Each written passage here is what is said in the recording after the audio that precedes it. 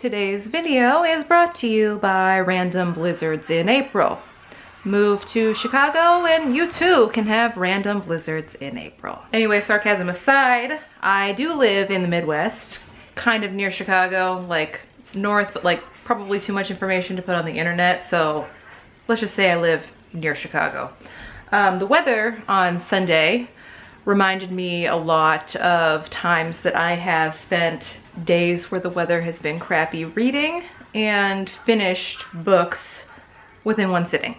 So today I wanted to talk about around 10 books that I read in one sitting. Let's talk about it. We'll start with the young adult books. All right, first is going to be a trilogy.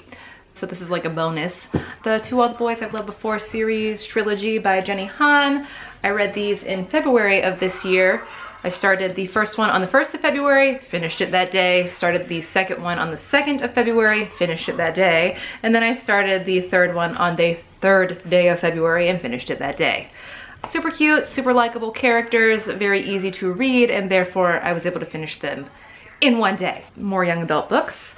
We'll start with a book that I read when my husband was out of town for a weekend. He went to like some gaming convention and I was at home with the kids by myself. They were sleeping and I wasn't tired, so I read Everything Everything by Nicola Yoon. This one is also kind of easy, but you have to understand that some of the pages are like not really full text. So it was easy to get through. I read it in a few hours. Again, super cute characters, easy plot line, easy to read in one sitting. And then I have a book that I finished in one sitting because I was reading it for a readathon, and that was the 25 and 5 readathon that takes place on Instagram. I think they do it quarterly. I'm not sure because I haven't participated in a while because I've been very busy with like school and stuff. But I did read in one sitting because of that readathon. Simon versus the Homo Sapiens Agenda by Becky Albertalli. I'm probably not saying her name right, but like, sorry about it. This is again a book with very cute characters, even lovable characters, if you will. Easy plot, easy read, easy to get through. The next one is another young adult book.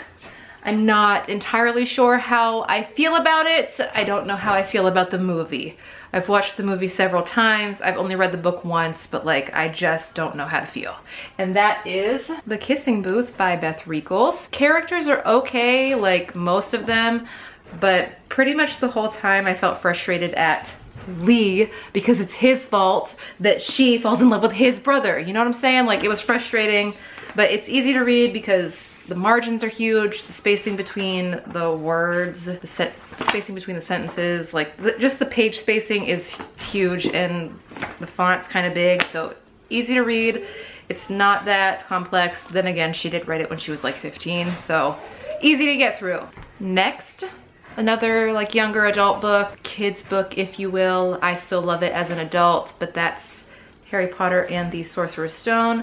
I know you can't tell that this is Harry Potter and the Sorcerer's Stone because this is like my special edition Slytherin cover that my husband got for me from our anniversary one year. But this is Sorcerer's Stone. It's tiny. I remember reading it one day when I was supposed to be cleaning my room in high school in like a few hours. But yeah, good memories with all of the Harry Potter books, but particularly the first like couple are easy to get through and you could totally read them in one sitting. I think what I have next is the last children's or young adult book on this list. The Little Prince by Antoine de Saint-Exupéry. I can't say his name in French. I took 4 years of French in high school. I haven't practiced in a long time. Sorry that you got the real Americanized version of how to say his name, but I have read The Little Prince several times. It always takes me one day to read it, just a couple of hours, because there are illustrations in it. It's a children's book, one of my favorites. I've read it in English and in French because, like I said, 4 years of French in high school. We had to read it in French 4, my senior year, and then we wrote a paper on it, so it was nice to read it in the author's native language. But yeah, I really recommend this book. I love it so much, and this is one that I've had since 2005, I think this says. That doesn't seem right. 2003. 2003. I've had this book since 2003 when I was in 6th grade. It was a riff book. You can see I wrote my name in there, but it's like, it doesn't even have an ISBN on here, so this was like a free book at my school, and I love it so much, and I've cherished it forever. And now we're gonna move into the adult books.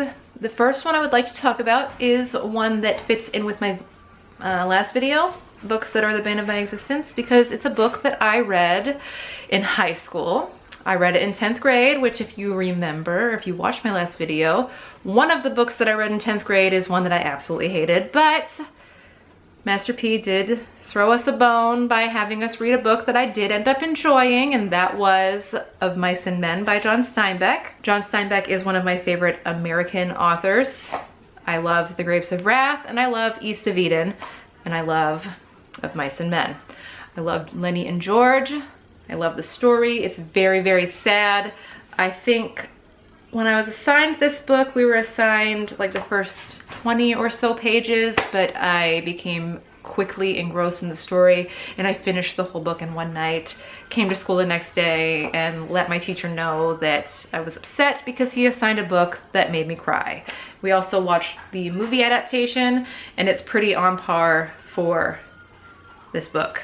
But then again, it's a novella, so not that difficult. I love it. Oh, let's jump back to young adult because I forgot one. When it was New Year's Eve 2018, I read a book in order to like stay up until midnight, you know, bring in 2019, eat my 12 grapes, crack my egg into the water, all of our typical traditions for New Year's Eve. I read a book in order to stay awake, and the book that I read was The Anatomical Shape of a Heart by Jen Bennett.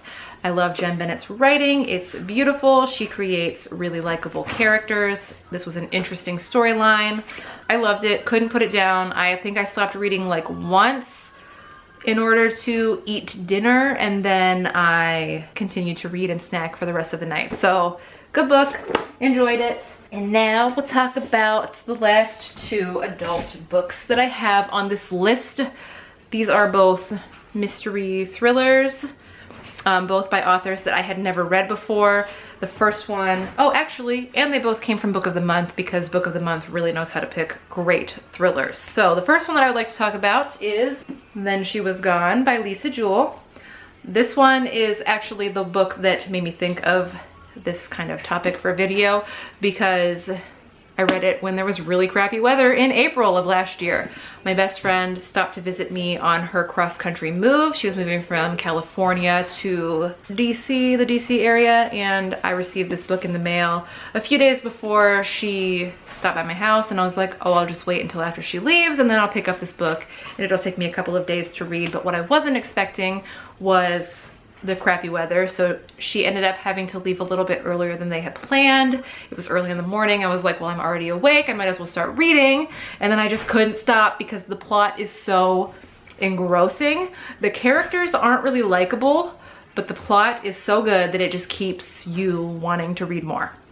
I liked this book so much that I do intend to try to pick up more of Lisa Jewell's books.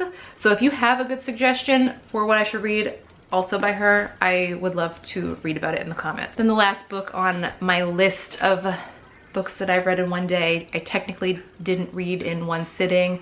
I did read it within 24 hours of starting it.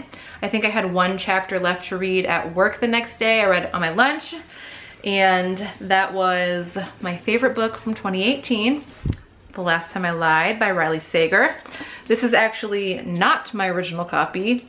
I loved it so much, I wanted more of my friends to read it so we could talk about it. And the friend that I lent it to took it on a trip with him, and he thinks that he left it in New York City. So like, hi, if you're in New York City and you have a book that's stamped, this is from the library of Brittany Andrade, you got my book, you can keep it because I have a replacement copy. But like, anyway, he borrowed my book, lost it. It's my favorite of 2018, so I had to buy another copy of it. I did get it from Book of the Month. It is a thriller. It is, again, really engrossing. The character, though, the main character, she is actually likable in this book. I don't know if she's necessarily trustworthy, but she is an enjoyable character. and it was a very, very good plot. I think that's it. This is the third time I filmed this video because my kids were not being very good boys today. So that's it for this video. As always, all of my links are in the description box to my blog, my Instagram, and my Twitter. I'm most active on Instagram, even though I don't post that frequently because I got that grad school life. And so the question for you all is, what books have you read in one sitting or within 24 hours of starting? Because I'm really interested to know if any of these books are on your list, or if you have different books that you would highly recommend. Maybe leave me some of your 5-star books in the comments so that I can add them to my ever-growing TBR. And that is all. I'll see you in the next video.